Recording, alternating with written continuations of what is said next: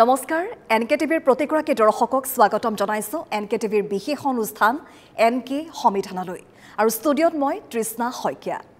যিসকল আমাৰ নিয়মিত দৰ্শক তেওঁলোকে হয়তো জানে যে এনকে সংবিধানৰ জৰিয়তে আমি প্ৰত্যেক দিনাই আপোনালোকৰ দৈনন্দিন যিসমূহ সমস্যা ৰাজি আছে সেইসমূহৰ ওপৰত আমি আলোকপাত কৰোঁ আমি বিস্তৃত ৰূপত কথা পাতোঁ আজিও তাৰ ব্যতিক্ৰম নহয় আমি এগৰাকী অতিথিক আমি আমন্ত্ৰণ জনাই আনিছো আমি চিনাকি কৰাই দিম তেখেতৰ সৈতে কিন্তু তাৰ পূৰ্বে আপোনালোকক আমি জনাওঁ যে আমাৰ বিষয়বস্তু কি আজিৰ আমাৰ বিষয়বস্তু হৈছে এণ্ডোস্কপি প্ৰকৃততেনো কি হয় বা ৰোগ নিৰাময় বা ৰোগ চিনাক্তকৰণৰ ক্ষেত্ৰত এণ্ডোস্কপিয়ে কেনেদৰে সহায় কৰে এইসমূহ বিষয়ৰ ওপৰত আজি কথা পাতিম গতিকে আহক পলম নকৰোঁ আজি আমাৰ বিশিষ্ট অতিথিগৰাকীক আপোনালোকৰ সৈতে চিনাকি কৰাই দিওঁ আমাৰ সৈতে এই মুহূৰ্তত ষ্টুডিঅ'ত উপস্থিত আছে অসম নহয় সমগ্ৰ ভাৰতৰে এগৰাকী বিশিষ্ট গেষ্ট্ৰ'এণ্ট্ৰলজিষ্ট ভৱদেৱ গোস্বামী ছাৰ অনুষ্ঠানৰ মাজলৈ আপোনাক স্বাগতম জনাইছোঁ যিহেতু আমি ক'লোৱেই যে আজি অনুষ্ঠানটো খুবেই বিশেষ আমি এণ্ডোস্কপিৰ কথা পাতিম এণ্ডোস্কপি সম্বন্ধে আপুনি যদি কিবা জানিবলৈ বিচাৰিছে সমস্যাৰ সমাধান ল'ব বিচাৰিছে তেতিয়াহ'লে পলম নকৰিব আপুনি ফোন কৰক আমাৰ ফোন লাইন খুলি দিয়া হৈছে আৰু টেলিভিছনৰ পৰ্দাত এই মুহূৰ্তত সেই ফোন নাম্বাৰ আমি দেখুৱাইছোঁ কল কৰি আপুনিও সমাধান লওক আপোনাৰ সমস্যাৰ ছাৰ প্ৰথমতে আপোনাৰ কাষলৈ আহিছোঁ মোৰ প্ৰথমটো প্ৰশ্ন এণ্ডোস্কপি বুলি কোৱাৰ লগে লগে মানুহৰ মনত হততে উদয় হোৱা প্ৰশ্নটোৱে হৈছে যে এণ্ডোস্কপিটো প্ৰকৃততে কি অলপমান জানিম ওকে কথাটো হ'ল যে আমাৰ খাদ্যনলীৰ ভিতৰত আমাৰ মুখৰ ভিতৰত তাৰপিছতে ইছ'ফেগাছ থাকে তাৰপিছত পাকস্থলী থাকে তাৰপিছত স্মল ইণ্টেষ্টাইন থাকে তাৰপিছত লাৰ্জ ইণ্টেষ্টাইন বা কলন থাকে এই গোটেই এৰিয়াটোত আমাৰ কি অসুবিধা হৈছে কি ৰোগ হৈছে আমি এনে গম নাপাওঁ আমাৰ কোনো সৰঞ্জাম তেনেকুৱা নাই বা আমাৰ কোনো ইনষ্ট্ৰুমেণ্ট নাই যে আমি ভিতৰত কি হৈছে আমি গম পাম মানুহৰ পেটৰ বিষ হ'ব পাৰে ভমিটিং হ'ব পাৰে গেছ হ'ব পাৰে পেটত ব্লাড জমা হ'ব পাৰে কেতিয়াবা ব্লাড ভমিটিং হ'ব পাৰে এই গোটেইবিলাক খাদ্যনলীৰ বিভিন্ন ধৰণৰ অসুখৰ কাৰণেই হ'ব পাৰে কিন্তু আমি ভিতৰত চাব পৰা ব্যৱস্থা নাছিলে যে ভিতৰৰ পৰা কি হৈছে একচুৱেলি সেইটো কাৰণে একচুৱেলি এণ্ডোস্কপি মেডিকেল ছায়েন্সত আহিছে তাৰমানে এটা পাইপ এটা যাব তাৰ ভিতৰত কেমেৰা এটা থাকিব লাইট থাকিব আৰু আমি চিকিৎসকবিলাকে মুখৰ ভিতৰেদি সোমাই দিওঁ দি পেলাই ওপৰৰ ফালৰ পৰাও হওক নাইবা পায়খানা ৰাস্তাৰে হওক আমি দুইফালৰ পৰা সোমাই পেলাই খাদ্যনলীটো চাব বিচাৰোঁ আৰু তাৰ পৰাই আমাৰ ডায়েগন'চিছটো আহে যদি কাৰোবাৰ বমি হৈছে যদি ক'লা বমি হৈছে ক'লা পায়খানা হৈছে সেই গোটেই বস্তুটো চাবৰ কাৰণে আমাক এণ্ডোস্কপিৰ প্ৰয়োজন হয় সেইকাৰণে গোটেই এণ্ডোস্কপি কনচেপ্টটো আহিছিলে মেডিকেল ছায়েন্সত আৰু আজিও ই আমাৰ গোটেই ৰোগীৰ কাৰণে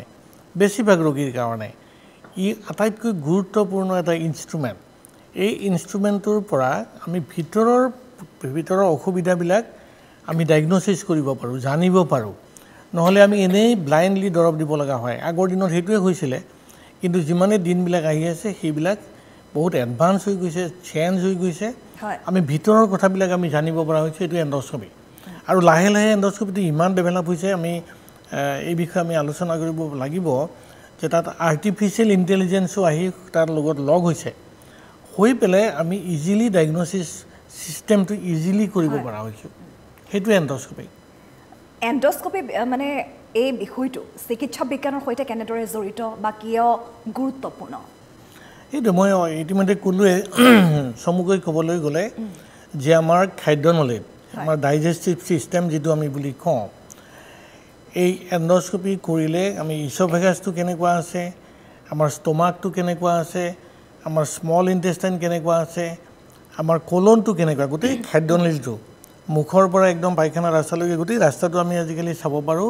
সেইটো হ'ল এণ্ডোস্কপি আৰু ইয়াৰ প্ৰয়োজনটো হ'ল কি যে বিভিন্ন ৰোগ আমি ভিতৰত আগতে দেখিবলৈ নোৱাৰিছিলোঁ আমি গম নাপাইছিলোঁ আমি আল্ট্ৰাচাউণ্ড এটা কৰিব পাৰোঁ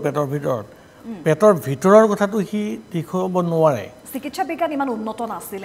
নাছিলে লাহে লাহে আহিছে মই এতিয়া ফৰ এক্সাম্পল কৈছোঁ আমি যেতিয়া মেডিকেল কলেজত MD মেডিচিন কৰিছিলোঁ তেতিয়াও অকল আমাৰ আল্ট্ৰাছ'ন'গ্ৰাফি মেচিনটো নতুনকৈহে আহিছিলে নতুনকৈ সেই কনচেপ্টটোৱে নাছিলে আগতে এক্সৰে এখন কৰি পেলাই চাইছিলোঁ যে পেটত কি আছে কিন্তু দেখা গ'ল যে অকলে আল্ট্ৰাছাউণ্ড বা এক্সৰে এখন কৰিলে গোটেইবিলাক বস্তু নাপায় গতিকে তাৰ পিছত লাহে লাহে দেখিলোঁ আমাক ভিতৰত চাবৰ কাৰণে কিবা এটা ইনষ্ট্ৰুমেণ্টৰ প্ৰয়োজন যে ভিতৰত কি হৈছে আৰু সেইটো এণ্ডস্কপি সেইকাৰণে ই আটাইতকৈ গুৰুত্বপূৰ্ণ আজিৰ দিনত এণ্ডস্কপি আমাৰ গোটেই ডাইজেষ্টিভ ছিষ্টেম চাবৰ কাৰণে ভিতৰত চাবৰ কাৰণে ই আটাইতকৈ গুৰুত্বপূৰ্ণ এটা ইনষ্ট্ৰুমেণ্ট আপুনি ইমান বছৰ কাম কৰিছে আপোনাৰ অভিজ্ঞতা আছে আৰু চিকিৎসা বিজ্ঞানৰ সেই উন্নয়নৰ ছবিখনো হয়তো আপুনি দেখিছে গতিকে সেই এণ্ডস্কপিয়ে ৰোগ নিৰ্ণয়ৰ ক্ষেত্ৰত ভূমিকা কেনেধৰণৰ না ৰোগ নিৰাময় কৰিবৰ কাৰণে আমাক কিয় ডায়েগনচিছটো দৰকাৰ ৰোগ নিৰাময় কৰিবৰ কাৰণে প্ৰথম কথাত আমাক ডায়েগনচিছ লাগিব যে মোৰ ব্লাড ভমিটিং হৈছে মোৰ কলা পায়খানা হৈছে মোৰ পেটৰ বিষ হৈছে এজন ডক্টৰৰ ওচৰত গ'লে আজিৰ পৰা 50 বছৰ আগত চিকিৎসকজনে কি কৰিব যে তেওঁৰ হিষ্ট্ৰীটো ল'ব আমি আজিও হিষ্ট্ৰীটো ল'বই লাগিব কিন্তু আগৰ দিনত হিষ্ট্ৰীৰ পিছত তেওঁৰ ওচৰত আৰু বেলেগ কোনো সৰঞ্জাম নাই যাৰ ফলত মই একজেক্ট ডায়েগনচিছটো কৰি দিব পাৰোঁ যে মোৰ পেটৰ বিষ হৈছে ভিতৰত হয়তো গেষ্ট্ৰিকৰ আলচাৰ এটাও থাকিব পাৰে যে মোৰ ব্লাড ভমিটিং হৈছে পেটৰ ভিতৰত আলচাৰ থাকিব পাৰে কেতিয়াবা লিভাৰ চিৰ'চিছ হ'ব পাৰে গতিকে গোটেই কথাটো আমি অনুমানৰ ওপৰত বেছিভাগ আমি ডিপেণ্ড কৰিছিলোঁ হিষ্ট্ৰীটোৰ পৰা আমি যিটো চাইছোঁ পৰীক্ষা কৰিলে হাতেৰেহে পৰীক্ষা কৰিব পাৰিলোঁ কিন্তু ভিতৰত কি হৈছে আমি নাজানো তাৰপিছত আল্ট্ৰাছ'ন'গ্ৰাফি আহিলে পেটৰ কথাটো মই কৈছোঁ সি কিছু ইনফৰমেশ্যন আমাক দিলে কিন্তু কিছু ইনফৰমেশ্যন সি দিব নোৱাৰে যেনে আল্ট্ৰাছাউণ্ড এটা কৰিলে পেটৰ ভিতৰত যদি মানুহজনৰ বিষ হৈছে তেওঁ গলব্লাডাৰটো চাই দিব পাৰিব আল্ট্ৰাছাউণ্ডত যে গলব্লাডাৰত ষ্টোন আছে বা গলব্লাডাৰত একো নাই বা গলব্লাডাৰত অন্য টিউমাৰ আছে কিডনীৰ যদি ষ্টোন আছে সি ধৰিব পাৰিব কিন্তু আল্ট্ৰাছ'ন'গ্ৰাফিয়ে আমাৰ খাদ্যনলীৰ ভিতৰতো দেখা নাপায় গতিকে খাদ্যনলীৰ ভিতৰত দেখিবৰ কাৰণে আমাক এণ্ডস্কপিটোৰ প্ৰয়োজন গতিকে এণ্ডস্কপিটো আমাৰ ডায়েগনচিছৰ কাৰণে ফাৰ্ষ্ট ইম্পৰ্টেণ্ট বস্তু হ'ল এণ্ডস্কপি কৰিলে আমি গম পালোঁ যে আলচাৰ আছে গম পালোঁ যে তেওঁৰ লিভাৰৰ প্ৰব্লেম আছে এণ্ডস্কপি আমাক বহুত বস্তু ইনফৰমেশ্যন দিব তাৰ নেক্সট ষ্টেপতহে আমি তেতিয়া চিকিৎসাটো কৰিবৰ কাৰণে সুবিধা হ'ব হয় আজি এই মুহূৰ্তত যিসকল দৰ্শকে আমাৰ অনুষ্ঠান চাই আছে আমি অনুৰোধ জনাইছোঁ বা আমি কৈছোঁ যে যদিহে আপোনালোকৰ সমস্যাসমূহ থাকে বিভিন্ন যিসমূহ স্বাস্থ্য সম্বন্ধীয় সমস্যা সেইসমূহ আপোনালোকে পোনপটীয়াকৈ সুধি আপুনি সমস্যাৰ সমাধান ল'ব পাৰিব আৰু এই মুহূৰ্তত এটা ফোন আহিছে আমি ল'ব লাগিব প্ৰথমতে কোনে কৈছে আৰু ক'ৰ পৰা কৈছে হেল্ল' কওক মোৰ এই হেৰিটো পচন্দ কৰিব পাৰোঁনে হেল্ল' হয় প্ৰশ্নটো আৰু এবাৰ সুধিব হয় মই প্ৰশ্নটো সুধিব পাৰোঁনে পাৰিব কওক আচ্ছা মই তাৰমানে গোস্বামী ছাৰক সুধিব বিচাৰিছোঁ যে মই এণ্ডস্কপি মই গেষ্ট্ৰিকৰ কাৰণে এণ্ডস্কপি মই 3বাৰমান কৰিছিলোঁ এণ্ডস্কপি কৰিছিলে হয় 3বাৰমান কৰিছিলোঁ কিন্তু এণ্ডস্কপি কৰাৰ কিবা লিমিট আছে নেকি কি কৈছে মই ধৰিব পৰা নাই আপোনাৰ কথাটো মই ভালকৈ বুজি পোৱা নাই কুৱেশ্যনটো তাৰমানে মই এণ্ডস্কপি আপোনাৰ অলৰেডি 3বাৰ কৰা হৈছে গেষ্ট্ৰিকৰ কাৰণে এতিয়া মই সেই এণ্ডস্কপিত মানে সেই আলচাৰ পাইছিলে কৰি কিনে আলচাৰ পাইছিলে আলচাৰটো পোৱাৰ পিছত চম্প্ৰাইজ D40 বুলি এটা মেডিচিন দিছিলে টেবলেট সেইটো খোৱাৰ পিছত মই আজি বৰ্তমান ভালে আছোঁ কিন্তু এতিয়া আকৌ মই ৰিভিউ কৰিব লাগিব নেকি এণ্ডস্কপি কিমানবাৰমান কৰিব পাৰি তো অপকাৰ কৰে নেকি বেছিকৈ কৰিলে এইখিনি মোৰ এণ্ডস্কপি আৰু কৰিব পাৰিব নেকি এণ্ডস্কপিৰ কোনো কৰিব পাৰি মই ধৰি এবছৰত 3 বছৰ 3 মাহ 3বাৰমান কৰি দিওঁ এবছৰ নহয় ইয়াত ডিপেণ্ড কৰিব যে আপোনাৰ প্ৰয়োজন আছে নে নাই আপোনাৰ যদি প্ৰয়োজন থাকে আমি ডেইলি কৰিব লাগিব পাৰে কাৰণ ছাপ'জ আপোনাৰ পেটৰ ভিতৰত আলচাৰ আছে সেই আলচাৰৰ পৰা যদি ব্লিডিং হয় তেতিয়া আমি এণ্ডস্কপি হয়তো নেক্সট দিনা আকৌ কৰিব লাগে আজি কৰিলোঁ কালিও কৰিব লাগিব পাৰে আমি চাব লাগিব যে ব্লিডিংটো বন্ধ হৈছে নে নাই সেই এণ্ডস্কপিহে ক'ব পাৰে তেখেতে ব্লিডিং হোৱা নাই বুলি কৈছিল মই নহয় মই আপোনাৰ প্ৰশ্নটোৰ মই উত্তৰটো দিছোঁ গতিকে কিছুমান ক্ষেত্ৰত আপুনি ডেইলি কৰিলেও প্ৰয়োজন মতে তাৰ প্ৰয়োজনীয়তা থাকে আৰু কিছুমান ক্ষেত্ৰত আমাক দৰকাৰ হয় যে আমি 1 বছৰ পিছত কৰিলেও হ'ব সাপোজ আপোনাৰ আলচাৰ আছিলে আলচাৰটো তেতিয়া শুকালে ভাল হ'ল এণ্ডোস্কোপি কৰিলে 1 মাহ পিছত বা 3 মাহৰ পিছত সাধাৰণতে 3 মাহৰ পিছত আলচাৰবিলাক শুকাই যাব লাগে সাধাৰণতে কিন্তু 20% আলচাৰ শুকাব নোৱাৰিবও পাৰে দৰৱত তেতিয়া আমি 3 মাহৰ পিছত সাধাৰণতে পৰীক্ষা কৰি চাওঁ এণ্ডোস্কোপি কৰি যে আলচাৰটো শুকালে নে নাই সেইটো খুব প্ৰয়োজনীয় আমি শুকালে নে নাই চোৱাটো দৰকাৰ তাৰ পিছত হ'ল কি যে তাৰ পিছত মানুহজনে দৰৱ খালে ভাল হ'ল 2 বছৰ 3 বছৰ ভালে আছে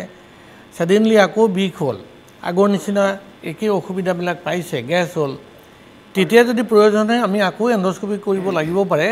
কিন্তু সেইটো ডিপেন্ড কৰিব যে আপুনি চিকিৎসকৰ লগত আলোচনা কৰি ল'ব তেও চাই পেলাই আগৰ আলচাৰ থকা মানুহ আছিলে তেও হেতু তেতিয়া আৰু এটা এণ্ডোস্কোপি কৰিব পাৰে সেইটো প্ৰয়োজন সাপেক্ষে আৰু পেশেন্টৰ কি অসুবিধা তাৰ ওপৰত ডিপেন্ড কৰি পেলাইহে সেইটো ডিসিশন লোৱা হয় কিন্তু তাৰ কোনো মানা নাই যে আপুনি ডেইলি কৰিলে কিবা অসুবিধা হ'ব 1 মাহৰ পিছত কৰিলে অসুবিধা হ'ব 2 মাহৰ পিছত 1 বছৰ পিছত সেইটো ডক্টৰেহে চিকিৎসকে তেও সিদ্ধান্ত ল'ব কিন্তু অসুবিধা একো নহয় তাৰ পৰা অসুবিধা একো নহয় কৰিব পাৰে আমি আশা কৰিছো আপুনি যেটো প্ৰশ্ন সুধিলে সেই প্ৰশ্নটোৰ উত্তৰ পালে বা সমস্যাৰ সমাধান পালে আশা কৰিছো আৰু আমি অনুৰোধ জনাইছো যে যিসকল দৰ্শকে মুহূৰ্তত আমাৰ অনুষ্ঠান চাই আছে এনকে সমাধান আপোনালোকৰ সমস্যাসমূহৰ বিষয়ে পোনপটীয়াকৈ কথা পাতিব পাৰিব আমাৰ বিশেষজ্ঞ চিকিৎসক এই মুহূৰ্তত ষ্টুডিঅ'ত উপস্থিত আছে ভৱদেৱ গোস্বামী আমি তেখেতৰ সৈতে মুহূৰ্তত কথা পাতি আছো স্যাৰ পুনৰবাৰ মই আপোনাৰ কাষলৈকে আহিম আমাৰ কেইবাটাও ফোন ইতিমধ্যে লাইনত আছে আমি ফোনসমূহ এটা কৈ লওঁ আমি এণ্ডোস্কোপিৰ কথাই যেহেতু পাতি আছো আৰু কিছু বিস্তৃত ৰূপত জানিব বিচাৰিম এণ্ডোস্কোপি সম্পৰ্কত না আমাৰ এণ্ডোস্কোপিটো ফৰ এক্সাম্পল দৰ্শকে সুধিছে যে তেওঁৰ আগতে আলচাৰ আছিলে সেইকাৰণে ইম্পৰ্টেণ্ট যে এণ্ডোস্কোপিটো চোৱাৰ কাৰণেহে আমি গম পাইছোঁ যে আলচাৰ আছে আগৰ দিনত যে আমাৰ এণ্ডোস্কোপি নাথকা অৱস্থা আজিৰ পৰা 25-30 বছৰ 40 বছৰ আগত আমি অনুমানত ভাবিছিলোঁ যে তেওঁৰ পেটত বিষ হৈছে তেওঁৰ পেটত অলপ আমি হাত দি চালে অলপ বিষ অলপ উঠে তেতিয়া আমি ভাবিছিলোঁ যে এইটো আলচাৰ হ'ব পাৰে কিন্তু 100% আমাৰ চিয়ৰ নাছিলোঁ হয় নে নহয় কাৰণ আমি ভিতৰত দেখা নাই একো এণ্ডোস্কোপিটো থকাৰ পিছত আমি গম পাওঁ যে আলচাৰ আছে তেওঁ যেটো ক'লে এণ্ডোস্কোপি কৰি পেলাই তেওঁক আলচাৰ পাইছিলে তো সেইকাৰণে এই বস্তুটো ইম্পৰ্টেণ্ট যে আলচাৰটো মই ইতিমধ্যে ক'লোৱে যে 1 মাহৰ পিছত বা 3 মাহৰ পিছত চাব লাগে যদি তেওঁৰ আলচাৰটো শুকাল নে নাই যদি শুকালে ওয়েল এণ্ড গুড যদি শুকোৱা নাই তেতিয়াতো আমাৰ প্ৰশ্ন হ'ব যে কিয় শুকোৱা নাই কাৰণ কিছুমান আলচাৰ থাকে ষ্টমাকত বিশেষকৈ ষ্টমাকত মানে আমাৰ যেটো গ্যাস্ট্ৰিক বুলি আমি সদায় কৈ থাকোঁ ষ্টমাক লৈ পেলাই হয় গতিকে আলচাৰটো যদি ষ্টমাকত থাকে 3 মাহৰ ভিতৰত যদি সি শুকোৱা নাই আমি সদায় চেক কৰি চাব লাগে কাৰণ পেটৰ ভিতৰত ষ্টমাকৰ আলচাৰ 3 মাহৰ ভিতৰত যদি শুকাই নাযায় তাৰ পৰা কিছুমান আলচাৰ কেন্সাৰ থাকিব পাৰে নিজে সাৱধান হ'ব লাগে সেইকাৰণে 3 মাহৰ পিছত আমি চাওঁ যদি শুকাই গৈছে তেতিয়া দিগদাৰি নাই যদি শুকাই যোৱা নাই তেতিয়া আমি দৰৱৰ ড'জটো আমি বঢ়াই দিব লাগে আমি সেইটো ৰিফ্ৰেক্টৰী আলচাৰ বুলি কওঁ গ্যাস্ট্ৰিক আলচাৰ কিন্তু ৰিফ্ৰেক্টৰী তেনে 3 মাহৰ ভিতৰত সি শুকোৱা নাই তেতিয়া আমি 2 বাৰ ভাবিব লাগিব আমি সেকেন্ড টাইম যদি শুকোৱা নাই আমি বায়োপসি লওঁ তেতিয়া কাৰণ হ'ল যে ষ্টমাকৰ ভিতৰৰ আলচাৰবিলাকৰ পৰা বিশ্বমত কেন্সাৰ হয় তাৰ পিছত আমি হাই ড'জত আমি পিপিআই বা যেটো পেন্টপ্ৰেজল তেওঁ যেটো সোমপ্ৰাজ দিছিলে সেই এছমিপ্ৰেজল সেইবিলাক ধৰণৰ দৰৱবিলাক আমি দুবাৰকে দিওঁ এনে সাধাৰণতে এবাৰকে দিওঁ একবাৰতে 24 ঘণ্টাৰ কাৰণে পুৰা কভাৰটো ৰাখে এনে সাধাৰণতে কেনে ধৰণৰ ৰোগীসমূহ আহে আপোনাৰ কাষলৈ না মোৰ ওচৰত এতিয়া কথা হৈছে কি প্ৰত্যেকজন ৰোগীয়ে প্ৰথমতে ওচৰৰ চিকিৎসকক দেখাই লোৱা হয় তাৰ পিছত হয়তো এমডি মেডিচিন এজনক দেখুৱাব বা সাৰ্জনজনক দেখাব তাৰ পিছত যেতিয়া ৰিলিফ নাথাকিব বা কিবা সন্দেহ হয় তেতিয়াহে গেষ্ট্ৰএন্টাৰলজিৰ ওচৰত আহে গতিকে আমাৰ ওচৰত অহা কেছবিলাক সাধাৰণতে অলপ কমপ্লিকেটেড হয় মানে অলৰেডি এজন ফিজিচিয়ান বা এজন জিপিএ ওচৰৰ ডক্টৰ হিচাপে চালে তাৰ পিছত ফিজিচিয়ান বা সাৰ্জনে চালে তাৰ নেক্সট ষ্টেপতহে কমপ্লিকেটেড হৈ পেলাইহে মোৰ ওচৰত আহিব বা গেষ্ট্ৰএণ্টাৰলজি ছেছনৰ ওচৰত যাব একেবাৰে সংকটজনক অৱস্থাত দেৰি হোৱা অৱস্থাত সেই অৱস্থাত আহে এইটো নেচাৰেল গতিকে সেইকাৰণে আমাৰ ক্ষেত্ৰত এণ্ডস্কপিটো খুব প্ৰয়োজনীয় কাৰণ মই চাব লাগিব যে তেওঁৰ যদি পেটৰ বিষ আছিলে এজন ডক্টৰে চাইছে ছেকেণ্ড এক্সপাৰ্ট এজনে চাইছে তাৰপিছত মোৰ ওচৰত আহিছে গতিকে আমি চিম্পল কেছ বুলি আমি ধৰি ল'ব নোৱাৰোঁ যে কিবা এটা হয়তো তেওঁৰ সমস্যা আছে তেতিয়া আমি ভালকৈ চাব লাগিব যে তেওঁৰ যদি আলচাৰ আছিলে বা ভিতৰত আলচাৰ আছে নে নাই এতিয়াও সেই বস্তুটো আমি ভালকৈ চাব লগা হয় আৰু ইয়াৰ ভিতৰত আৰু এটা কথা কৈছোঁ যে এতিয়া আমি যদি ভাবিছোঁ আজিৰ পৰা 30 বছৰ আমি কথাখিনি পাতিম এইখিনিতে এটা ফোন আহিছে আমি ফোনটো ল'ব লাগিব হয় আপুনি কোনে কৈছে আৰু ক'ৰ পৰা কৈছে জনাওক হেল্ল' আমি শুনি আছোঁ আপুনি কোনে কৈছে আৰু ক'ৰ পৰা ক'লে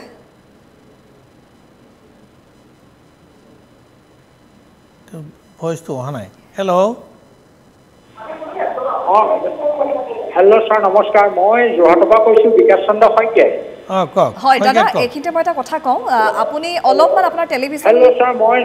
স্ক্ৰীনৰ পৰা অলপমান আঁতৰি আহিব বিকাশ চন্দ্ৰ শইকীয়াই আমি শুনি আছোঁ আপুনি টেলিভিছনটোৰ পৰা অলপমান আঁতৰি আহক অলপ স্পষ্টকৈ সোধক প্ৰশ্নটো কি সুধিব বিচাৰিছে মোৰ বয়স ছাৰ 65 হয় হয় মোৰ বয়স ছাৰ 65 ইয়াৰ্ছ মই ছাৰ আপোনাক কেইবাবাৰো আগত লগ কৰিছোঁ আৰু এণ্ডস্কপি কলনোস্কপি কৰিছিলোঁ মোৰ ছাৰ এতিয়া মানে কি আপুনি লাষ্ট আলচাৰেটিভ কোলাইটিছ পাইছে বুলি ক'লে 15 চনত তাৰপিছত আপুনি ভেগাছডি দিছে মই এতিয়া খাই আছোঁ কণ্টিনিউ কৰিবলৈ ক'লে তাৰপিছত মই যোৱা নাই ছাৰ গোটেই লাইফ টাইম খাই থাকিম নি ভেগাছডি না প্ৰথম কথা আৰু ছাৰ মোৰ মানে এতিয়া মানে বয়স হৈছে কাৰণে এনেই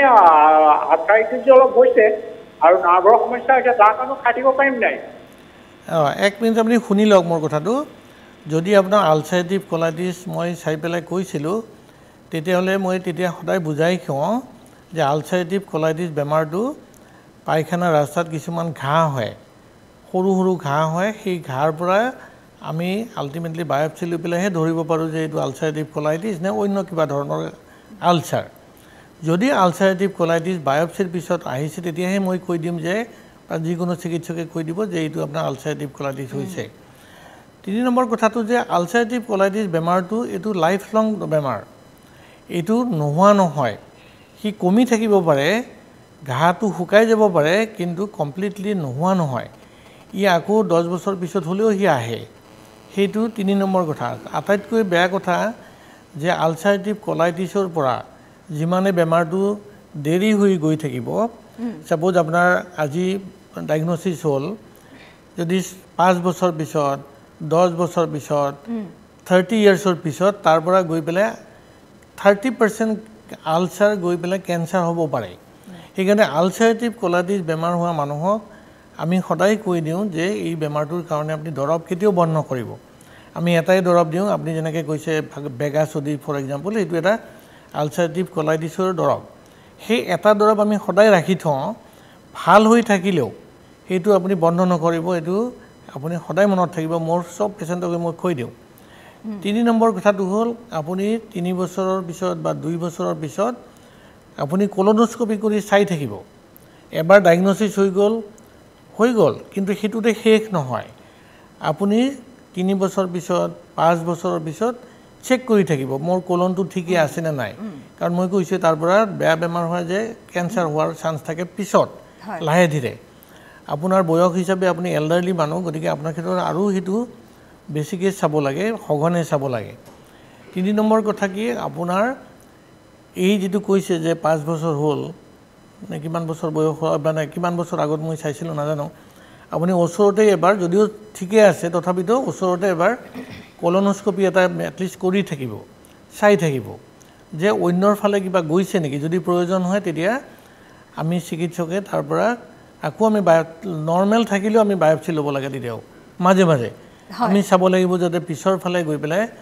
বেয়া বেমাৰে নাপায় গতিকে আপুনি ভেগাছ চুলিটো খাই থাকক কেতিয়াও বন্ধ নকৰিব হয় আমাৰ দৰ্শকগৰাকীলৈ ধন্যবাদ জ্ঞাপন কৰিছোঁ আপোনালোকে আমাৰ অনুষ্ঠানলৈ ফোন কৰিলে আৰু অনুষ্ঠানৰ লাইভ সম্প্ৰচাৰ এই মুহূৰ্তত চাই আছে পুনৰবাৰ আপোনাৰ কাষলৈ আহিছোঁ আমি এণ্ডোস্কোপিৰ কথা পাতি আহিছোঁ কিন্তু বহুতে কয় যে এণ্ডোস্কোপি বহুত ধন খৰচ হ'ব নেকি বা ব্যয়বহুল হ'ব নেকি মানুহৰ মনত সাধাৰণতে এটা প্ৰশ্ন থাকে কি ক'ব এইটো চিম্পল আনচাৰটো যে এণ্ডোস্কোপি একো ধৰণৰ ব্যয়বহুল এটা প্ৰচিডিউৰ নহয় কাৰণ যেটো আমি এণ্ডোস্কোপি বুলি কওঁ আপাৰ যে এণ্ডোস্কোপি মুখেৰে যেটো চাওঁ আৰু পায়খানা ৰাস্তাক আমি কলনোস্কোপি বুলি কওঁ তো মুখেৰে চালে সেইটোত খৰচ সাধাৰণতে 2000 টকাৰ পৰা 2000 টকা খৰচ পৰে মানে অসমত বা আমাৰ নৰ্থ ইষ্টত সাধাৰণতে এইটো ৰেঞ্জতে চলে দিল্লী বা মেট্ৰ' চিটি আছে সেইবিলাকত 6000 7000 টকা খৰচ পৰে ইভিন কলনোস্কোপিত মই দেখিছোঁ প্ৰায় 8000 টকা কেতিয়াবা 10000 টকাও খৰচ পৰে কিন্তু অসমত বা নৰ্থ ইষ্টত এইটো 2000 পৰা 3000ৰ ভিতৰত চলে গতিকে এইটো ব্যয়বহুল নহয় বৰং তাতকৈ বেছি গুৰুত্বপূৰ্ণ যে আমাৰ ডায়াগনচিছটো কাৰেক্ট হয় আৰু তেতিয়া আমাৰ সংবিধানটো যেটো আমাৰ চিকিৎসা সেই চিকিৎসাটো পাৰফেক্ট হোৱাৰ আটাইতকৈ বেছি চান্স থাকে গতিকে ব্যয়বহুল বুলি পেলাই এইটো কথাটো নহয় তেনেকুৱা কোনো কথা নাই আমাৰ কেইবাটাও ফোন ইতিমধ্যে লাইনত আছে আমি ফোন কেইটা লৈ লওঁ ছাৰ নহয় হয় আমি এবাৰ পোনপটীয়াকৈ ফোনলৈ আহিছোঁ লাইনত আছে এই মুহূৰ্তত এগৰাকী দৰ্শক পোনপটীয়াকৈ আহিছোঁ কোনে কৈছে আৰু ক'ৰ পৰা কৈছে হেল্ল' হয় আমি শুনি আছোঁ আপুনি ক'ৰ পৰা ক'লে ছাৰ মই গুৱাহাটীৰ পৰা কৈছোঁ লখাৰ পৰা কওক পোনপটীয়াকৈ প্ৰশ্নটো কৰক মই লখাৰ পৰা কৈছোঁ গুৱাহাটী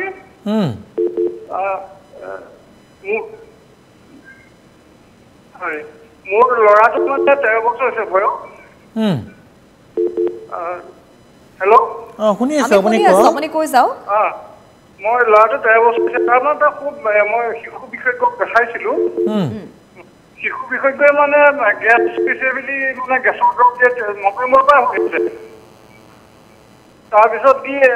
হেৰি কৰা হ'লে আল্ট্ৰাচাউণ্ড কৰা হ'লো তাৰপিছত লিভাৰ ফাংচন টেষ্ট কৰা হ'ল এইবোৰ কৰাৰ পাছত সেইবোৰ চবতকৈ তাৰপিছত কিন্তু তথাপিতো তাৰ গেছ নকৰে এতিয়া তাৰ উপলব্ধি আহি থাকে ঘনে ঘনে কাহ আহি থাকে উপলব্ধি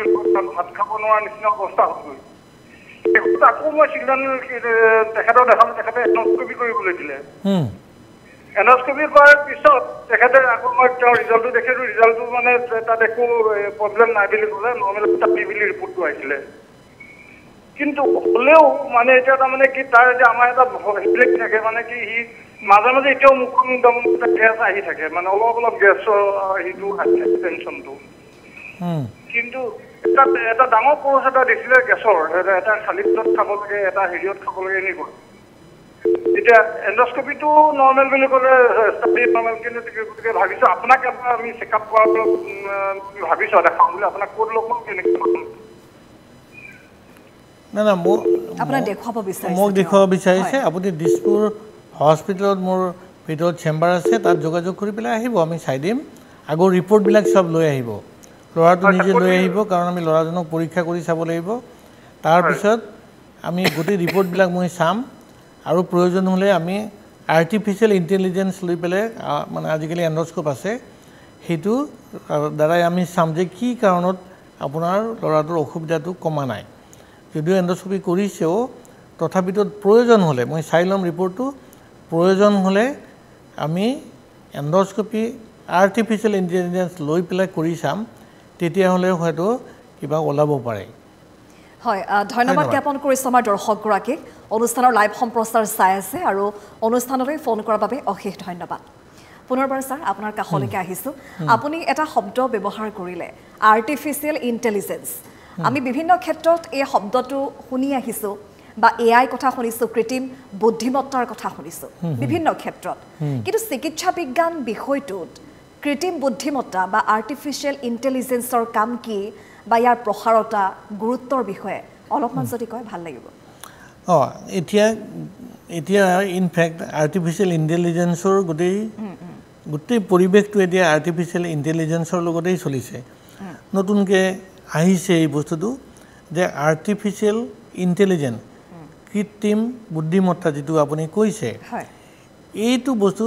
আমাৰ মেডিকেল সায়েন্সতো প্ৰয়োজন হৈ আছে ইউজফুল হৈ আছে যে এতিয়া আমি আগতে এন্ডোস্কোপি কৰিছিলো ইটো মই অলৰেডি আলোচনা কৰিলো আমি ভিতৰত চাইছো মই পায়খানা ৰাস্তাটো চাইছো বা কলনোস্কোপি কৰি পেলাই আপাৰ যে এন্ডোস্কোপি কৰিলো কৰাৰ সময়ত দেখা গৈছে যে আৰ্টিফিচিয়েল ইন্টেলিজেন্সে আৰু উইদাউট আৰ্টিফিচিয়েল ইন্টেলিজেন্স এই এন্ডোস্কোপিটো গোটেই বস্তুটো কনসেপ্টটো বেলেগ হৈ যায় মানে আমি এন্ডোস্কোপিৰে আগতে যদি সৰু টিউমাৰ এটা আছে সেই টিউমাৰটোত ক্যান্সাৰ আছে নে নাই আমি গম নাপাওঁ অৰ্ডিনাৰি যিবিলাক এন্ডোস্কোপি কৰা হয় গতিকে আৰ্টিফিচিয়েল ইন্টেলিজেন্স থকা এন্ডোস্কোপ যদি থাকে সেইটোতে আমি ইজিলি গম পাওঁ তাৰমানে আপোনাৰ কম্পিউটাৰে নিজে ইনফৰমেশন দি দিব যে এই টিউমাৰটো এই সৰু লেশন যেটো থাকিলে ইয়াত এন্ডোস্কোপি দ্বাৰাই আমি কৈ দিব পাৰিব যে তাত ক্যান্সাৰৰ চান্সটো আছে নে নাই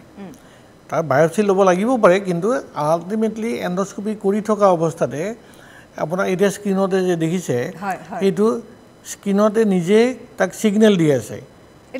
এইটো আৰ্টিফিচিয়েল ইন্টেলিজেন্স এইটো আৰ্টিফিচিয়েল ইন্টেলিজেন্স এই টিউমাৰটো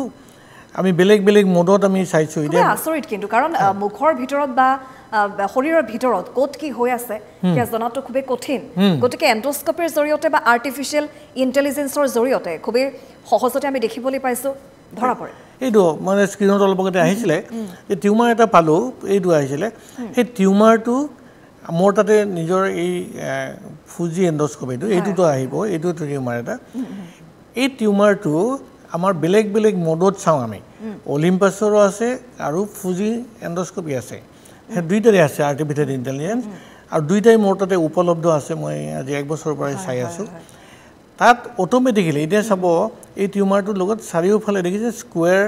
লেভেলত এটা সিগন্যাল আহি আছে তানে টিভি স্ক্ৰিনতে পেশেন্টে দেখি দেখিব যে এটা স্ক্ৰিনত এটা সিগন্যাল আহি আছে ৰেক্টেঙ্গল যি হৈ আছে আচ্ছা তাৰ পিছত আমি বেলেগ মোডত আমি হেতু চাওঁ হেতুৰ টিস্যুৰ পৰা আমাৰ আৰ্টিফিচিয়েল ইন্টেলিজেন্সে কৈ দিব যে এই টিউমাৰটো ক্যান্সাৰ হ'ব পাৰে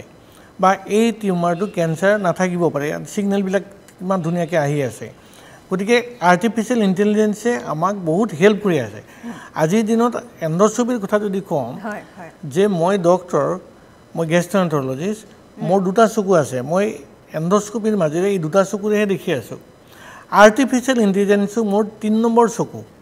মোৰ বেক সাইডৰ পৰা হি সিগন্যাল দি থাকিব যে এইটো চাও আপুনি এন্ডোস্কোপি কৰি আছে কিন্তু মোক সিগন্যাল দি আছে 3 নম্বৰ চকুটোৱে এইটো হল থাৰ্ড আই এই থাৰ্ড আইটোৱে মোক কৈ আছে যে এইটো এৰিয়া চাওক সো ফৰ এক্সাম্পল এইটো টিউমাৰ আপোনাৰ কোলনত আছে এই টিউমাৰটোৰ আমাক সিগন্যাল আহি গল যে এইটো এটা সিগন্যাল এই সিগন্যালটো আৰ্টিফিচিয়েল ইন্টেলিজেন্সে মোৰ 3 নম্বৰ চকুৱে কৈ আছে এইটো চাওক টিউমাৰটো হয় তাত আকৌ বেলেগ মোডত দেখুৱাই দিলে মই তাত ফোকাস কৰিব লাগিব বেলেগ মোড চেঞ্জ কৰিব লাগিব এন্ডোস্কোপিৰ ওপৰৰে আমি কৰি থাকিব পাৰো বাটন থাকিব মোৰ আঙুলিৰে মই চেঞ্জ কৰি পেলাই নিজে আৰ্টিফিচিয়েল ইন্টেলিজেন্সে নিজে চাই পেলাই মোক ক'ব যে এইটো ক্যান্সাৰ হয় বা এইটো ক্যান্সাৰ নহয় গতিকে আৰ্টিফিচিয়েল ইন্টেলিজেন্স এটা ইমান ইম্পৰ্টেন্ট বিশেষকৈ এন্ডোস্কোপিৰ কাৰণে ই আটাইতকৈ ইম্পৰ্টেন্ট বস্তু কাৰণ মই আগতে হয়তো এইবিলাক কথা মই ভবাই নাছিলো আমি জানাই নাছিলো এতিয়া কিন্তু আমাক মোৰ 3 নম্বৰ চকুটোৱে আৰ্টিফিচিয়েল ইন্টেলিজেন্স মোৰ 3 নম্বৰ চকুটোৱে মোক সিগন্যাল দি দিছে যে এটা প্ৰতিটো মুহূৰ্ততে প্ৰয়োজন হয় সেইকাৰণে মই নিজে আজি 1 বছৰ মোৰ ফুজি এন্ডোস্কোপি হেতু মোৰ আৰ্টিফিচিয়েল ইন্টেলিজেন্স থকা এন্ডোস্কোপ আৰু মোৰ অলিম্পাছ আৰ্টিফিচিয়েল ইন্টেলিজেন্স থকা এন্ডোস্কোপ দুইটা এন্ডোস্কোপি মই ৰাখি থৈছো মই চাই থাকো মোৰ সব কেছ বিলাক এন্ডোস্কোপি ৰুটিন এন্ডোস্কোপিত মই নকৰো মোৰ সদায় আৰ্টিফিচিয়েল ইন্টেলিজেন্স লৈ থকা এন্ডোস্কোপিহে মই কৰো কৰিলে মোৰ কাৰণে এডভান্টেজ যে মই ডায়াগনোসিসটো মই ইজিলি গম পাই থাকি আৰু কিছুমান ক্ষেত্ৰত দেখা গৈছে যে আপুনি কোলনতে হোক বা পেটৰ ভিতৰতে পাকস্থলীত নৰ্থ ইষ্টৰ মানুহবিলাকৰ পাকস্থলীৰ ক্যান্সাৰটো খুব কমন আটাইতকৈ বেছি গোটেই ইণ্ডিয়াৰ ভিতৰতে খুব বেছি হ'ল আমাৰ মিজোৰামত খুব বেছি হয় কথা আমি পাতি আছো কিন্তু এইখিনতে এটা ফোন কল প্ৰথমতে ল'ব লাগিব কেইবাটাও ফোন ইতিমধ্যে লাইনত আছে হয় আপুনি কোনে কৈছে আৰু ক'ৰ পৰা কৈছে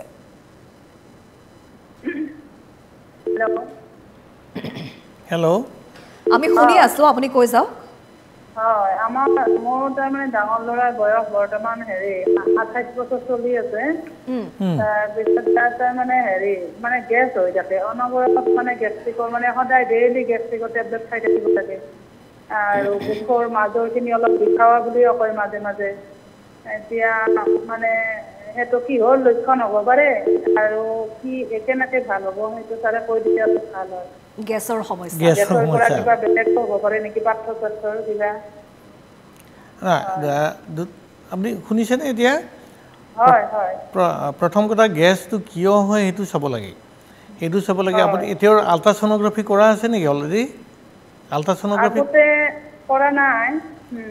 আল্ট্ৰাছ'ন'গ্ৰাফি আপুনি ওচৰৰ চিকিৎসক এজনক লগ কৰি ল'ব চাই ল'ব তেওঁক চাই লোৱা ভাল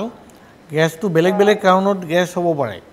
গেষ্ট্ৰিকৰ প্ৰব্লেমৰ কাৰণে হ'ব পাৰে কেতিয়াবা গলব্লাডাৰৰ প্ৰব্লেমৰ কাৰণে গেছ হ'ব পাৰে কেতিয়াবা পাথৰৰ কাৰণে হয় নেকি হা কিডনিৰ পাথৰৰ কাৰণেও গেছ নহয় সেইটো নহয় কেতিয়া কিডনিৰ পাথৰৰ কাৰণে কেতিয়া গেছ নহয় গতিকে আপুনি ওচৰৰ চিকিৎসক এজনক দেখুৱাই ল'ব পেটৰ ভিতৰত গেষ্ট্ৰিকৰ প্ৰব্লেম হ'ব পাৰে গলব্লাডাৰ কাৰণে হ'ব পাৰে কিন্তু কিডনিৰ কাৰণে কেতিয়াও গেছ হ'ব নোৱাৰে গতিকে এইবিলাক পৰীক্ষা কৰি ল'ব আৰু আল্ট্ৰাছ'ন'গ্ৰাফি কৰিব এটা এণ্ডস্কপি কৰি চাব যদি দৰৱ খাই কমি নাযায় যদি অন্য কিবা অসুবিধা আছে তেতিয়া আপোনাৰ চিকিৎসকজনে কৈ দিব পাৰিব যে গেছ হোৱাৰ লগতে তাৰ আৰু কিবা অসুবিধা হয় লগত পেইন হয় নেকি ওজনটো কমি গৈছে নেকি কেতিয়াবা বমি হৈছে নেকি এইবিলাক চাই তাৰপিছত মোৰ মতে এটা আপাৰ যে এণ্ডস্কপি এটা কৰি ল'ব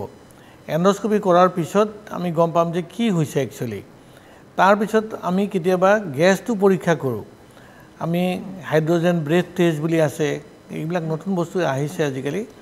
তেতিয়া আমি গম পাম যে গেছটো কি ধৰণৰ গেছ হৈছে খাদ্যনলীৰ কেতিয়াবা ভিতৰত ইনফেকশ্যন থাকে তেতিয়াও গেছ হ'ব পাৰে তেতিয়া আপুনি হাইড্ৰজেন ব্ৰেথ টেষ্ট কৰিলেও আমি গম পাম কেতিয়াবা আকৌ এইচ পাইলৰি বুলি এটা বেক্টেৰিয়া থাকে পাকস্থলীত সেইটোৰ কাৰণেও গেছ হ'ব পাৰে হয়তো আপোনাৰ গেষ্ট্ৰিকৰ আলচাৰ নাই কিন্তু এইচ পাইলৰি বেক্টেৰিয়াটো থাকিলেও আপোনাৰ গেছ হ'ব পাৰে গতিকে আটাইবিলাক কথা সামৰি পেলাই মোৰ মতে আপুনি কোনোবা এজন ভাল চিকিৎসকৰ ওচৰত দেখুৱাই ল'ব হয় ধন্যবাদ জ্ঞাপন কৰিছোঁ এই মুহূৰ্তত আমাৰ দৰ্শকগৰাকীক আপোনাৰ প্ৰশ্নৰ বা সমস্যাৰ সমাধান আপুনি পাইছে বুলি আমি আশা কৰিছোঁ ছাৰ আমি কথা পাতি আছিলোঁ এণ্ডস্কপিৰ কথা বিশেষকৈ আৰ্টিফিচিয়েল ইণ্টেলিজেন্সৰ কথা আমি পাতি আছিলোঁ আৰু অলপমান কওকচোন এতিয়া আৰ্টিফিচিয়েল ইণ্টেলিজেন্সটো মই এইটো কৈছোঁ যে প্ৰথম গোটেই পৃথিৱীতে প্ৰথম প্ৰব্লেমটো হৈছিলে কলনস্কোপ লৈ পেলাই যে কলনস্কোপি আমি কৰি থাকোঁ কিন্তু কলনস্কোপিৰ পৰা যিবিলাক সৰু সৰু টিউমাৰ থাকে আমি পলিপ বুলি কওঁ কেতিয়াবা ডাঙৰ টিউমাৰো থাকে আৰু এই সৰু পলিপবিলাক আমি কেতিয়াবা মিছ কৰোঁ নৰ্মেল এণ্ডস্কোপি কৰিলে সেইকাৰণে আৰ্টিফিচিয়েল ইণ্টেলিজেন্সটো প্ৰথম আহিছে কলনস্কোপিত কলনস্কোপিৰ ভিতৰত দেখা এই যে সৰু সৰু পলিপবিলাক আছে সৰু সৰু টিউমাৰ থাকে পাকস্থলীৰ এই খাদ্যনলীৰ বিশেষ কলনৰ ভিতৰত তাৰে 2% আৰু কেতিয়াবা মেক্সিমাম 40% ইমান লেভেলত গৈ পেলাই তাত কেঞ্চাৰ চেল থাকিব পাৰে কেঞ্চাৰ চেলবিলাক আমি গম নাপাইছিলোঁ অৰ্ডিনাৰী এণ্ডস্কপি কৰিলে সেইকাৰণে আৰ্টিফিচিয়েল ইণ্টেলিজেন্স কৰাৰ পিছত দেখা গৈছে যে সৰু আটাইতকৈ সৰু টিউমাৰ থাকিলেও পলিপটো থাকিলেও আৰ্টিফিচিয়েল ইণ্টেলিজেন্সে কলনস্কপিৰ মাজেৰে কৈ দিব মই যে আগতে দেখুৱাইছিলোঁ ছিগনেলটো আহি যায় সেই ছিগনেলটো আহি যায় একেবাৰে সূক্ষ্মতকৈ সূক্ষ্ম বস্তুটো মানে ধৰা পৰে অৰ্ডিনাৰী এণ্ডস্কোপত আপুনি মিছ কৰিব পাৰে সৰু একেবাৰে আছে বেলেগ বেলেগ ধৰণৰ থাকে চেচাইল পলিপ থাকে সেইবিলাক অৰ্ডিনাৰী এণ্ডস্কোপত ধৰা নপৰে কিন্তু আৰ্টিফিচিয়েল ইণ্টেলিজেন্সে সেইটো সুন্দৰকৈ আপোনাক ছিগনেল দিব দি পেলাই আপুনি ধৰিব পাৰিব আৰু সেই পলিপ যদি থাকে এতিয়া এইটো ফৰ এক্সাম্পল এইটো দেখাইছে এটা সৰু টিউমাৰ আছে সৰু পলিপ এইবিলাক সৰু পলিপ থাকিলে আমি সদায় সেইটো আমি কাটি দিব লাগে এণ্ডস্কোপিৰ মাজেৰে আমি কাটি দিওঁ এইটো 5 মিনিট হ'ব লাগে ভৰ্তি হ'ব নালাগে পেচেণ্ট ভৰ্তি হোৱাৰো প্ৰয়োজন নাই যদি ব্লাডৰ লেভেলবিলাক সব ঠিকে থাকে আমি এইটো OPD হিচাপে 5 মিনিটৰ ভিতৰত পেচেণ্টটো আহিব কলনস্কপি বা এণ্ডস্কপি কৰি আমি সেইটো এণ্ডস্কপিৰ মাজেৰে কাটি দিব পাৰোঁ কোনো অপাৰেশ্যন নালাগে তাৰ ফলত কি হ'ব ফিউচাৰ তাৰ পৰা কেঞ্চাৰ হোৱাৰ চান্সটো কমি যায় গতিকে সেইটোৱে এডভান্টেজ আৰ্টিফিচিয়েল ইণ্টেলিজেন্স আচ্ছা কলনস্কপিত অহাৰ পিছত এতিয়া নতুনকৈ আহিছে যে আমাৰ গেষ্ট্ৰিকৰ যদি এনেকুৱা পলিপ থাকে আপাৰ যে এণ্ডস্কপিটো এতিয়া আৰ্টিফিচিয়েল ইণ্টেলিজেঞ্চ আহিছে আনকি ফুজিৰ যিটো স্কোপ আছে artificial intelligence in upper G endoscopy মোৰ ওচৰত আছে আমি সেইটোও চাওঁ কাৰণ নৰ্থ ইষ্ট মই অলৰেডি কৈছোঁ যে নৰ্থ ইষ্টত আমাৰ পাকস্থলীৰ কেঞ্চাৰৰ চান্সটো বহুত বেছি থাকে সেইকাৰণে আৰ্টিফিচিয়েল ইণ্টেলিজেঞ্চ থকা যিবিলাক আমাৰ আপাৰ জি এণ্ডস্কপি কৰোঁ কৰিলে সৰু পলিপ এটা থাকিলেও মই ধৰা পেলাব পাৰোঁ ধৰা পেলালে ফিউচাৰ ট্ৰিটমেণ্টত সুবিধা হয় আমি যদি পলিপটো কাটি দিওঁ চান্সটো কমি থাকি যায় আৰু তাৰপিছত আহিছে যে আলচাৰেটিভ কোলাইটিছ বেমাৰ আমাৰ আগৰ এজন ৰোগীয়ে সুধিছিলে যোৰহাটৰ পৰা তেওঁৰ আলচাৰেটিভ কোলাইটিছ বেমাৰ আছে আমি আলচাৰেটিভ কোলাইটিছতো এতিয়া দেখিছোঁ যে আৰ্টিফিচিয়েল ইণ্টেলিজেঞ্চ আছে আৰ্টিফিচিয়েল ইণ্টেলিজেঞ্চে আমাক কৈ দিব যদি সন্দেহজনক এৰিয়া আছে সাসপেক্টেড কিবা এৰিয়া আছে সেই এৰিয়াটোক আমাক মোৰ থাৰ্ড আই বুলি কৈছোঁ যে থাৰ্ড আই হ'ল আৰ্টিফিচিয়েল ইণ্টেলিজেঞ্চ আৰ্টিফিচিয়েল ইণ্টেলিজেঞ্চে কৈ দিব দিয়াৰ পাছত মই সেইটো এৰিয়াৰ পৰা মই বায়পচি লওঁ বায়পচি লৈ মই চাম যে তাত আমাৰ মিউকোছাটো চেঞ্জ হৈছে নেকি যে কেঞ্চাৰৰ চান্স কিবা আছে নেকি সেইটোৱে সেইকাৰণে মই আগৰ ৰোগীজনকো কৈছিলোঁ যে আমি 2 বছৰ 3 বছৰ 5 বছৰৰ মূৰত হ'লেও এণ্ডস্কপি কৰি চাব লাগে চাই প্ৰয়োজন হ'লে আমি আগধৰি আমি বায়পচি লওঁ যাতে কিবা ধৰণৰ চেঞ্জ এটা হ'লে আৰ্লি ষ্টেজতে আমি গম পাম তেতিয়া আৰ্টিফিচিয়েল ইণ্টেলিজেঞ্চে আমাৰ কাৰণে বহুত বেছি হেল্পফুল হৈ যায় কোনো এটা বস্তু যাতে বাদ পৰি নাযায় হয়নে আমি কথা পাতিছোঁ আমাৰ বহুখিনি আছে আৰ্টিফিচিয়েল ইণ্টেলিজেঞ্চ বহুত সৰু বিষয় নহয় এটা বিস্তৃত বহল বিষয় হয়নে আমি কথা পাতিব লাগিব কিন্তু এই মুহূৰ্তত কেইবাটাও ফোন ইতিমধ্যে যিহেতু লাইনত আছে বুলি আমি কৈছিলোঁ ফোন লৈছোঁ কোনে কৈছে আৰু ক'ৰ পৰা কৈছে এবাৰ হেল্ল' হয় শুনি আছোঁ প্ৰথমতে স্বাগতম জনাইছো অনুষ্ঠানৰ মাজলৈ অনুষ্ঠানৰ লাইভ সম্প্ৰচাৰ চাই আছে আপোনাৰ প্ৰশ্নটো সোধক কি সমস্যা হয় মেডাম হেল্ল' মই মিৰ্জাৰ পৰা কৈছোঁ আপোনাৰ প্ৰশ্নটো আমি ভালদৰে শুনা পোৱা নাই অলপ স্পষ্টকৈ কওক হয় হয় হয় মই কৈ আছোঁ মই মিৰ্জাৰ পৰা কৈছোঁ কওক মোৰ প্ৰব্লেমটো হ'ল মেডাম কি যে মোৰ আজি 6 মাহ মানৰ পৰা মোৰ পেটটো ফুলি থাকে ৰাতি আৰু মই নিজে অলপমান পেটটো প্ৰেছাৰ দিলে গেছ মানে মুখেৰে ওলাই যায় আৰু কেৱল ৰাতি মোৰ পেটটো ফুলি থাকে আৰু আজি 3 বছৰমান আগতে মই এটা এণ্ডস্কপি কৰি চাইছিলোঁ মানে অলপ লিভাৰৰ প্ৰব্লেম দেখা দিছিলে তাৰপিছত ঔষধ পাতি খাই পেলাই ভাল পাইছিলোঁ ভাল পোৱাৰ কাৰণে চিকিৎসা কৰা নাই এতিয়া মোৰ যিটো প্ৰব্লেম হৈ আছে এইটোৰ কাৰণে মানে ৰাতি বৰ প্ৰব্লেম হয় একদম ৰাতিপুৱা পোহৰ হোৱাৰ পিছত মই শৌচ পেচাব কৰাৰ পিছত ক্লিয়াৰ দিনটো একো প্ৰব্লেম নাই কিন্তু ৰাতি মানে বৰ বেয়া প্ৰব্লেম হৈ থাকে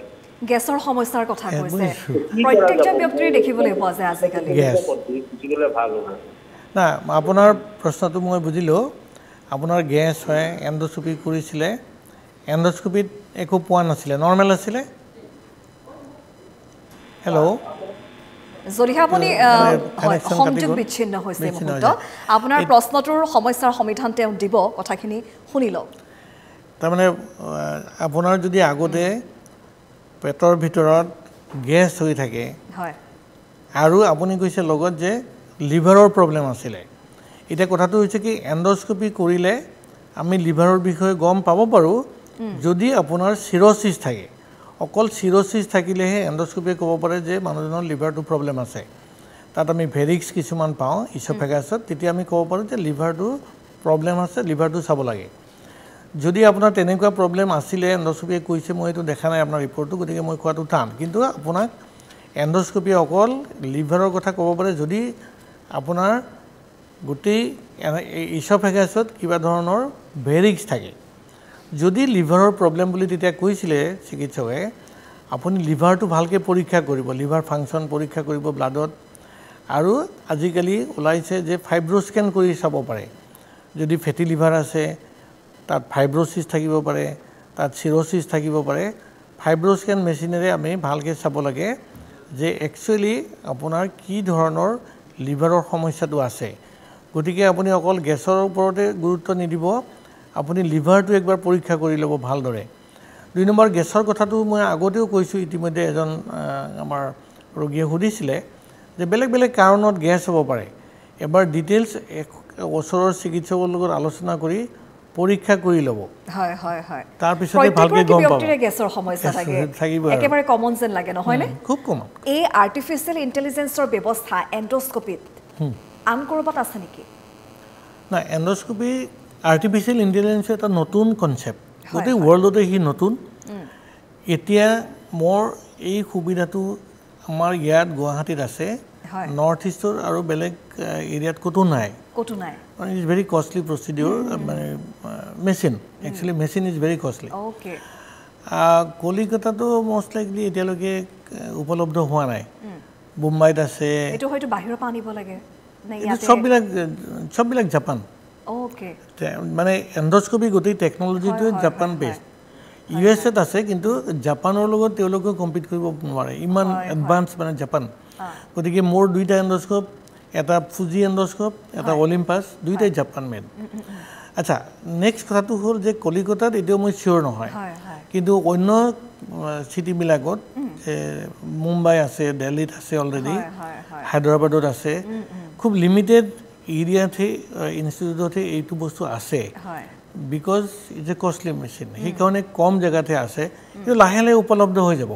সকলো জেগাতে আল্টিমেটলি হ'বই কাৰণ এন্ডোস্কোপ প্ৰথম আহোঁতেও কম জেগাতে হৈছিলে পিছত চাৰিওফালে হৈছে আজিতো মানে ৰুটিন এন্ডোস্কোপিটো অসমৰ চুকে কোণে চবতে হৈছে কিন্তু ইন ফিউচাৰ হয়তো আৰ্টিফিচিয়েল ইন্টেলিজেন্স চবতে হৈ যাব উপলব্ধ হ'বই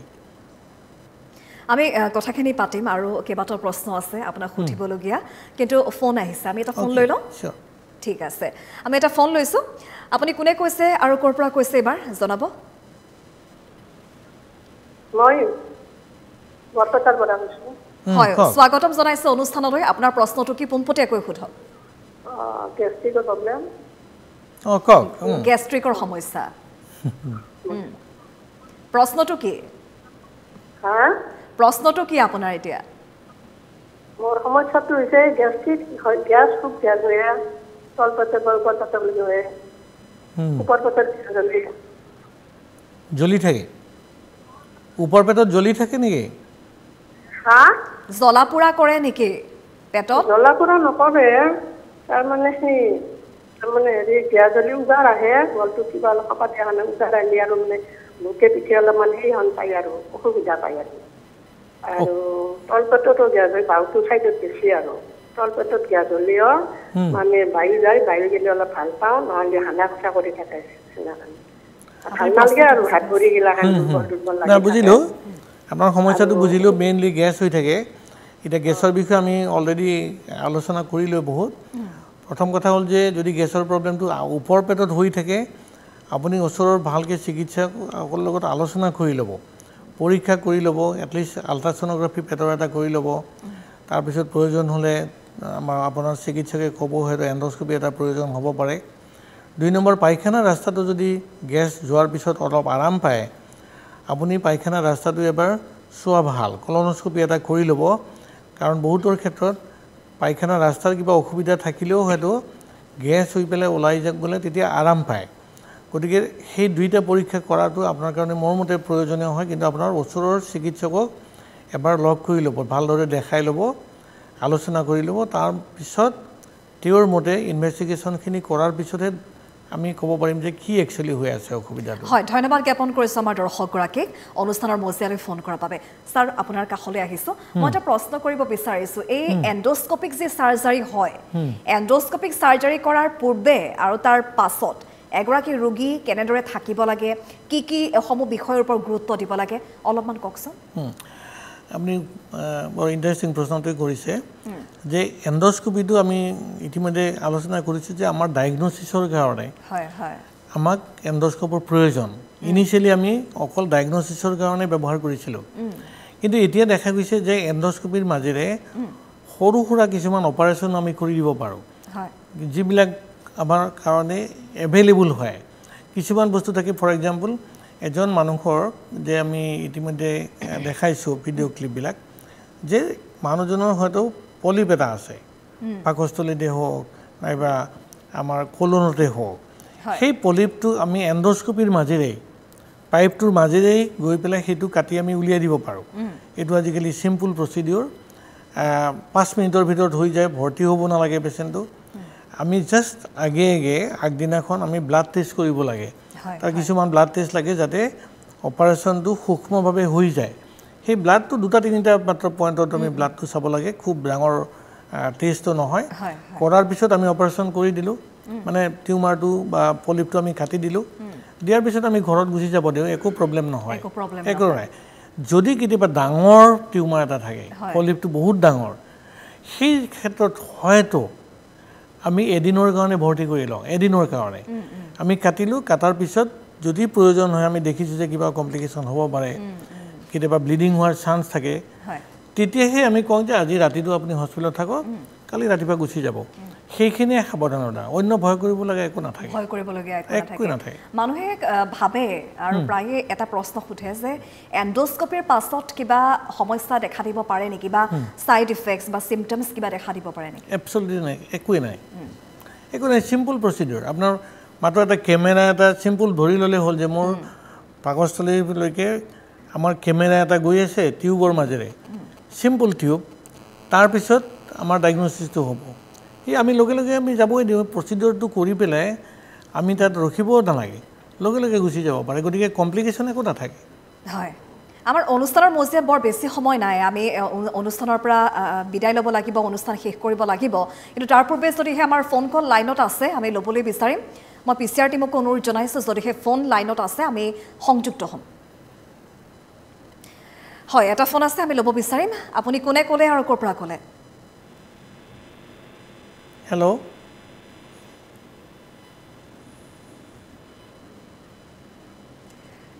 হেল্ল' সংযোগ বিচ্ছিন্ন হৈছে মুহূৰ্তত ফোনটোৰ আমি ল'বলৈ চেষ্টা কৰিম কিন্তু আমি সেই এণ্ডোস্কোপিৰ কথাখিনি পাতি আছোঁ সেই নহ'ব যেন বহু প্ৰশ্ন আছে আপুনি আকৌ সেই আৰ্টিফিচিয়েল ইণ্টেলিজেন্সৰ ফালে আহিছোঁ আপুনি বহুখিনি কথাই ক'লে আৰু কওকচোন অলপমান আপুনি কেনেদৰে চিকিৎসা কৰে ৰোগীৰ না মোৰ গোটেই প্ৰফেশ্যনটো হ'ল মই গেষ্ট্ৰ'এণ্টাৰলজি আৰু হেপাটলজি গতিকে এই দুটা বিষয়ৰ পৰা আমি এই দুটাতে সীমাবদ্ধ থাকোঁ কিন্তু পেচেণ্ট এজন যেতিয়া আহে আমি এজ এ হোল চাব লাগে মোৰ নিজৰ ছাবজেক্ট তুলি পেলাই চালে নহ'ব এজ এ হোল পেচেণ্টটো আমি চাব লাগে আমি পেচেণ্টৰ কিছুমান কুৱেশ্যন কৰোঁ পৰীক্ষা কৰোঁ ফিজিকেলি তাৰপিছত গৈ পেলাই আমি ইনভেষ্টিগেশ্যন কৰিব লাগে পৰীক্ষা নিৰীক্ষা কৰিব লগা হয় কেতিয়াবা ব্লাডৰ টেষ্ট কৰিব লগা হয় আৰু কেতিয়াবা আল্ট্ৰাছ'ন'গ্ৰাফি কৰিব লগা হয় তাৰপিছত আমি এণ্ডোস্কোপি কৰি লওঁ এণ্ডোস্কোপি কৰিলে মই ট্ৰিটমেণ্টে কৈছোঁ যে আমাৰ ওচৰত যিখিনি পেচেণ্ট আহে সেইখিনি প্ৰথমতে ওচৰৰ ডক্টৰ এজনে চায় এজন চাৰ্জন বা ফিজিচিয়ানে চায় তাৰপিছত আমাৰ ওচৰত আহে আমি গেষ্ট্ৰ'এণ্টাৰলজিষ্ট গতিকে স্পেচিয়েলিটি হিচাপে মানুহটো আহে আপোনাৰ মনত থকা হিচাপত আটাইতকৈ একদম ক্ৰুচিয়েল আপুনি যিটো চিকিৎসা কৰিছে আপোনাৰ কাৰণে অতিকৈ কঠিন যেন লাগিছে আপোনাৰ মনত থকা তেনেকুৱা কিবা এটা কওক না আমাৰ তাত আহে বিশেষকৈ GI ব্লিডিং লৈ আহে যে মুখেৰে হয়তো ব্লাড ভমিটিং হৈছে কেতিয়াবা পায়খানাৰ ৰাস্তাৰে কলা পায়খানা হৈ আছে তাৰমানে ভিতৰত ব্লিডিং হ'লে কলা পায়খানা হৈ আহে গতিকে সেইবিলাক সদায় চেলেঞ্জিং GI ব্লিডিং মানে সি ওপৰতে হওক বা পায়খানাৰ ৰাস্তাৰে হওক সদায় চেলেঞ্জিং হয় গতিকে মনত থকা যিবিলাক থাকে আটাইতকৈ ডেঞ্জাৰাছ হৈ আহে যেতিয়া ব্লিডিংটো ইছ'ফেগাছৰ পৰা হয় চাপ'জ লিভাৰটো বেয়া মানুহজনৰ চিৰ'চিছ আছে সেইফালে ব্লিডিং হৈছে ইছ'ফেগাছৰ আমাৰ ভেৰিক্স থাকে কিছুমান মানে তেজৰ শিৰাবিলাক ডাঙৰ হৈ যায় সেই ডাঙৰ হোৱা ভেৰিক্সটোৰ পৰা ফাটি পেলাই ব্লিডিংটো হয় সেইবিলাক সদায় চেলেঞ্জিং হয় আৰু তেনেকুৱা ক্ষেত্ৰত আমি লগে লগে এণ্ডোস্কোপি কৰোঁ আমি কণ্ডিশ্যন চাই পেলাই পেচেণ্টৰ ব্লাড প্ৰেছাৰ তেওঁৰ হিমোগ্লোবিন লেভেল সেই গোটেইখিনি চেক কৰাৰ পিছতে আমি লগে লগে এণ্ডোস্কোপি কৰোঁ নিশ্চয়কৈ আমি একেবাৰে সময় কম অনুষ্ঠানৰ পৰা বিদায় ল'ব লাগিব কিন্তু ছাৰ ধন্যবাদ জ্ঞাপন কৰিছোঁ আজি অনুষ্ঠানৰ মজিয়ালৈ আপুনি আহিলে আমাক ইমানখিনি সময় দিলে ব্যস্ততাপূৰ্ণ সময়ৰ মাজত এয়া আছিল ভৱদেৱ গোস্বামী অসমৰেই নহয় ভাৰতৰ এগৰাকী প্ৰতিষ্ঠিত এগৰাকী বিশেষজ্ঞ চিকিৎসক গেষ্ট্ৰ'এণ্টাৰলজিষ্ট যদিহে আপুনিও তেখেতৰ সৈতে যোগাযোগ কৰিব বিচাৰিছে তেখেতৰ সৈতে যোগাযোগ কৰিব পাৰে এবাৰ ফোন নম্বৰটো ছাৰ সৰুকৈ কৈ দিয়ক 03612232 962 হয় আৰু ইয়াৰ লগে লগে অনুষ্ঠানৰ পৰা মই তৃষ্ণাই লৈছোঁ বিদায় ধন্যবাদ